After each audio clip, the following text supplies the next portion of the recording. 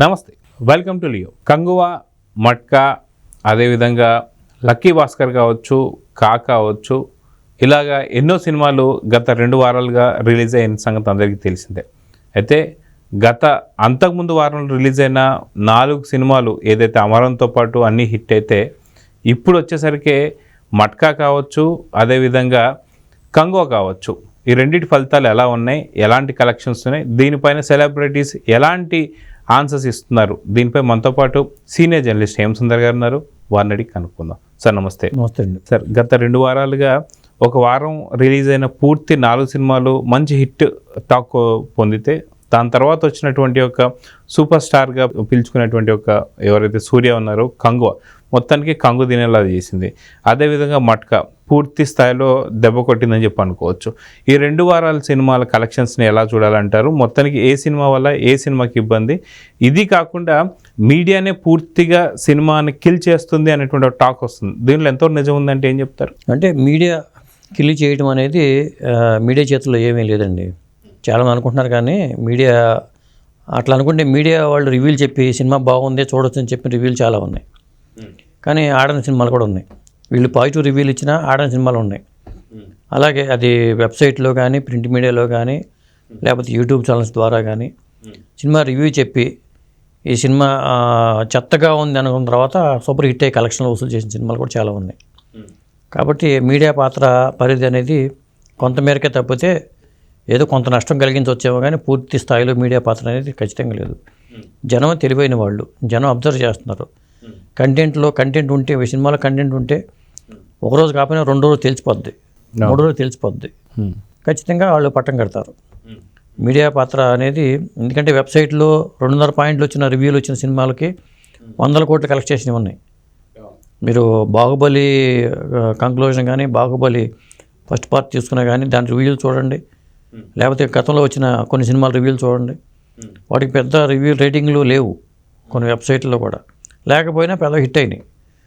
అదే కొన్ని సినిమాలని బాగున్నాయి అని రివ్యూలు కావాలని చెప్పి ఇచ్చినా కానీ జనం చూడని సందర్భాలు ఉన్నాయి. ఇది మంచి సినిమా, చాలా చూడొచ్చు అని చెప్పినా కానీ చూడని సందర్భాలు ఉన్నాయి. కానీ మీడియా పాత్ర లేదని స్పష్టం. ఎక్కడొచ్చిందంటే జ్యోతిగా ఒక మన మీడియా ముఖంగా మీడియాని ఆడిపోసుకున్నారు ఆవిడ.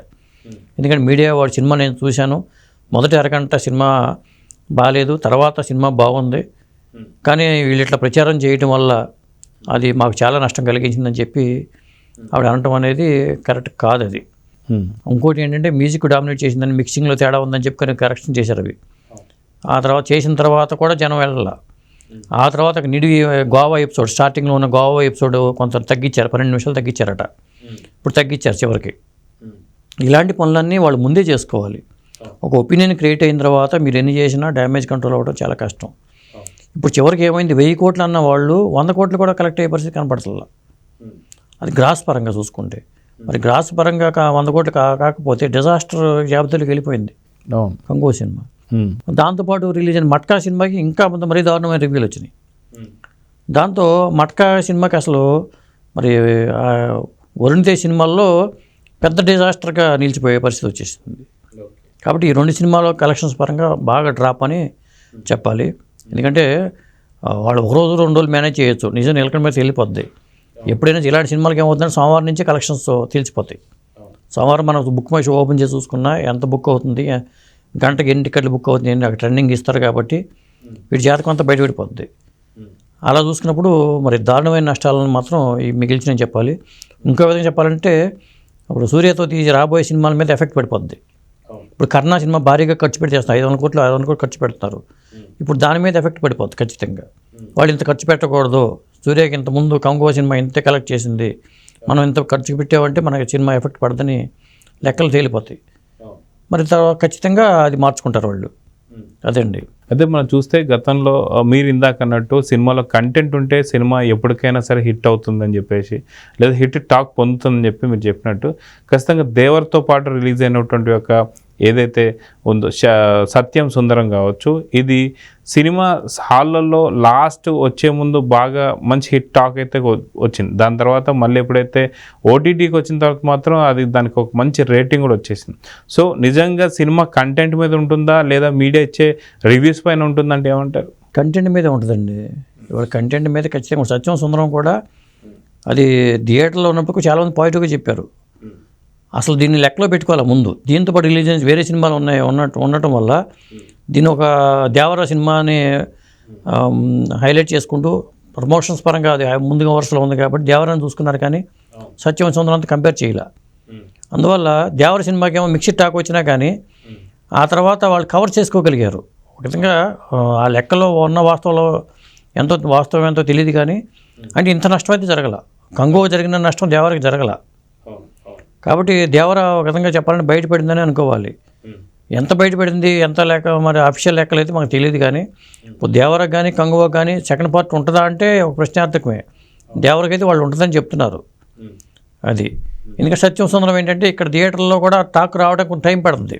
ఒక్కొక్కసారి ఏంటంటే టాక్ వచ్చినా కానీ అవతల పక్క సినిమా డామినేట్ చేయడం వల్ల కూడా వెళ్ళలేని పరిస్థితి. ఒక్కోసారి రిలీజ్ టైం కూడా బ్యాడ్ అంటారు, అది రిలీజ్ టైం బ్యాడ్ అని చెప్తుంటారు. కానీ అది సేఫ్ జోన్లోకి ఉంది, మంచి లాభాలు తెచ్చిపెట్టింది సత్యం సుందరం. అటు ఓటీల్లో చాలామంది చూశారు ఆ సినిమాని, థియేటర్ల పరంగా కూడా మంచి కలెక్షన్స్ వచ్చినాయి. అది ఇక మీరు ఇందాక 3 సినిమాల గురించి అడిగారు. 3 సినిమాల్లో మనం ఏమనుకున్నాం అంటే ఫస్ట్ ప్రయారిటీలో కా అని పెట్టుకున్నాం, తెలుగు సినిమా కాబట్టి కా కలెక్షన్ అనుకున్నాం. కా కలెక్షన్ దాదాపు 60 కోట్ల దాకా ఆ సినిమా కలెక్ట్ చేయగలిగింది. అంటే ట్రిపుల్ బ్లాక్ బస్టర్ అని చెప్పాలి. అంటే తెలుగు రాష్ట్రాల పరంగా చూసుకుంటే చాలా సేఫ్ జోన్లో ఉన్న సినిమా, చాలా లాభాలు తెచ్చిన సినిమాకి మనం కా అని చూస్తాం. ఆ తర్వాత ప్లేస్లో లక్కీ భాస్కర్ ఉన్నా కానీ లక్కీ భాస్కర్ తెలుగులో పరంగా ఎక్కువ కలెక్ట్ చేసింది, కానీ 100 కోట్లు కలెక్ట్ చేయగలిగింది. దుల్కర్ సల్మాన్ సినిమా మొట్టమొదటి సినిమాగా చెప్పాలి ఇది 100 కోట్ల క్లబ్లోకి వెళ్ళటం అనేది. మరి అయినా సరే ఆ సినిమా లక్కీ భాస్కర్ దాటుకుని అమరన్ ముందుకు వచ్చేసింది. మనం గతంలో రివ్యూలు చెప్పినప్పుడు ఏమవుందంటే 2వ ప్లేస్లో లక్కీ భాస్కర్ని పెట్టాం, కానీ అమరన్ సినిమా 2వ ప్లేస్కి వచ్చేసింది. దాదాపు 250 కోట్లు కలెక్ట్ చేయగలిగింది అమరన్ సినిమా. అది ఒక రికార్డు హీరో శివకార్తికేయన్ సినిమాల్లోనే పెద్ద రికార్డు అని చెప్పాలి. ఇది 250 కోట్లు అంటే కేవలం సాయి పల్లవి నటన వల్ల ఆ సినిమా ఒక విధంగా చెప్పాలంటే కాని కూడా దాటిని చెప్పొచ్చు. కా ప్రాంతీయ భాషలుగా చూసుకుంటేనేమో ఇక్కడ పెద్ద హిట్టే కావచ్చు, కానీ అమరన్ సినిమా ఏంటంటే నేషనల్ వైడ్గా ఒక పాన్ ఇండియా సినిమాగా పెద్ద హిట్ అయింది. అక్కడ చూసుకున్నప్పుడు కూడా ఒక విధంగా చెప్పాలంటే ముందు ప్లేస్లో అమరన్ సినిమాని నిలిచేలాగా పరిస్థితి మారిపోయింది. లక్కీ భాస్కర్ 100 కోట్ల క్లబ్లో చేరింది, కానీ ఇక్కడ బీసీల్లో కూడా పెద్దగా కలెక్షన్స్ రాలా. దుల్కర్ సల్మాన్ మీద క్రేజ్ వల్లే ఆ మాత్రం కలెక్షన్స్ రాబట్టగలిగాయి. అదండి. అయితే మనం చూస్తే గతంలో కా కావచ్చు, అమరన్ కావచ్చు, లక్కీ భాస్కర్ కావచ్చు, ఇలాంటి అన్ని సినిమాలు వచ్చిన టైంలో మాత్రం నిజంగా ఆ యొక్క వారం అంతా కూడా సినిమా అంటే సినీ పరిశ్రమ మొత్తం కూడా కొంచెం కలకల్లాడుతుంది. కానీ దాని తర్వాత వచ్చినటువంటి యొక్క ఏదైతే కంగో కావచ్చు, అదేవిధంగా ఇంకొక సినిమా మట్కా కావచ్చు, దీంతో పూర్తి డిజాస్టర్గా మిగిలింది. సో రాబోతున్నటువంటి ఒక పెద్ద సినిమాలు ఏంటి తెలుగులో అంటే పుష్ప 2 అని చెప్పుకోవచ్చా, ఇంకేమైనా ఉన్నాయంటారా? పుష్ప 2 తప్పితే ఇంకేమీ లేవండి. ప్రస్తుతానికైతే పుష్ప 2 అనే కనిపిస్తుంది.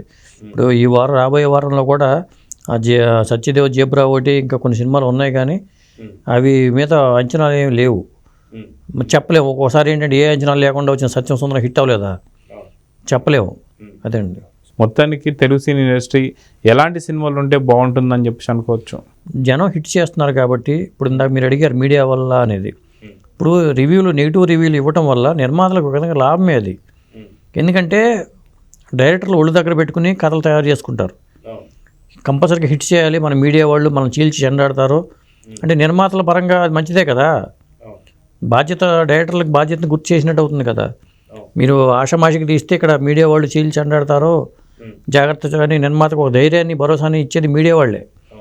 కాబట్టి మీడియాని ఆడిపోసుకోవడం అనేది కరెక్ట్ కాదు. రివ్యూలు చెప్పి వీళ్ళు చేస్తారనేది జనం అంతకన్నా తెలివైన వాళ్ళు.